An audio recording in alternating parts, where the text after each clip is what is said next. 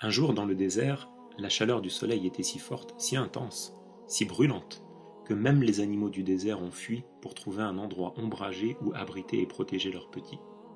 Ce jour-là, dans le désert, voyageait un homme.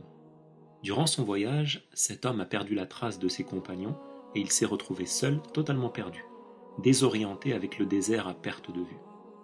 Il marchait pour marcher, mais en réalité, il ne savait même pas où il allait. Au bout d'un temps, il a été gagné par la soif et cette soif a grandi jusqu'à devenir une grande épreuve pour lui.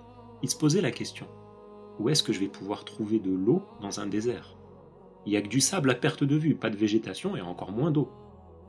Au loin, il a remarqué des oiseaux qui survolaient un endroit et il y a observé un peu de végétation et il a pensé, peut-être que je vais trouver là-bas un puits ou une source d'eau. Il est parti vers cet endroit où se trouvaient les oiseaux et il est arrivé en effet sur un puits ancien qui était là. Au fond de ce puits se trouvait de l'eau, mais le puits n'avait ni corde ni seau pour la puiser. L'homme a fait un tour du puits, il l'a bien observé, et il a remarqué que la paroi du puits avait des prises, elle n'était pas lisse. S'il arrive à descendre au fond du puits, il arrivera à remonter en prenant appui sur les prises.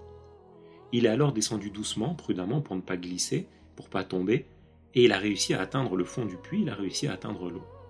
Il a pu boire, jusqu'à ne plus avoir soif du tout. Puis il est remonté en faisant attention.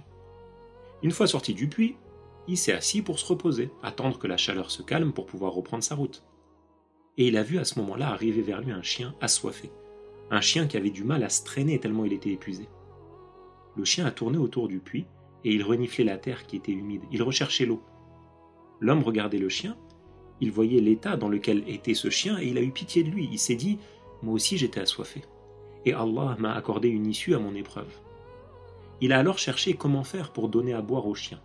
Il n'avait rien avec lui, il n'avait pas de gourde, il n'avait pas de récipient, mais il a eu une idée. Il avait des chaussures qui étaient faites de cuir, et il pouvait les utiliser pour mettre de l'eau dedans. Ce serait suffisant pour remonter un peu d'eau et donner à boire à l'animal. Alors cet homme, il est descendu une nouvelle fois dans le puits, il a rempli d'eau sa chaussure, il l'a tenue avec les dents, de sorte à libérer ses mains et pouvoir remonter, et il est sorti du puits. Le chien est tout de suite venu vers lui, il a bu l'eau qui se trouvait dans la chaussure et il s'est mis à remuer la queue par joie parce qu'il avait enfin pu boire. Cette histoire, c'est le prophète Muhammad qui l'a un jour transmise à ses compagnons. Il leur a appris que Dieu a pardonné à cet homme ses péchés et lui a accordé l'entrée au paradis pour avoir agi de cette manière, pour avoir aidé ce chien et lui avoir apporté l'eau. Les compagnons, quand ils ont entendu cette histoire, ont posé la question au prophète. Est-ce que nous avons aussi des récompenses si nous agissons en bien envers les animaux, ô messager de Allah? Le prophète leur a répondu que Dieu rétribue les croyants en bien pour la bienfaisance et la douceur envers les animaux.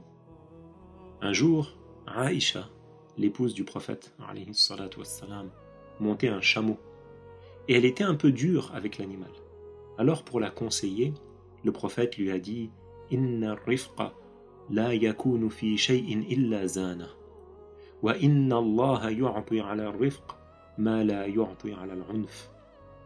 Lorsqu'une chose est faite avec douceur, elle l'embellit. Et Allah accorde à celui qui traite les autres avec douceur et sagesse ce qu'il n'accorde pas à celui qui est dur avec les autres. Le prophète n'a-t-il pas enseigné à la communauté que celui qui plante un arbre ou des cultures, à partir desquelles vont manger les oiseaux, les gens, à partir desquels vont manger des animaux, il en obtient la récompense? Si c'est vrai quand on agit en bien envers un animal, qu'est-ce que l'on va dire lorsque ce bien il est fait à une personne qui est dans le besoin? Lorsque ce bien il est fait envers un proche, un voisin, à ses parents? Que l'on profite des enseignements du prophète, que l'on fasse preuve de douceur, que l'on accomplisse des actes de bien, les actes d'obéissance, que l'on œuvre pour obtenir les récompenses de la part de Allah.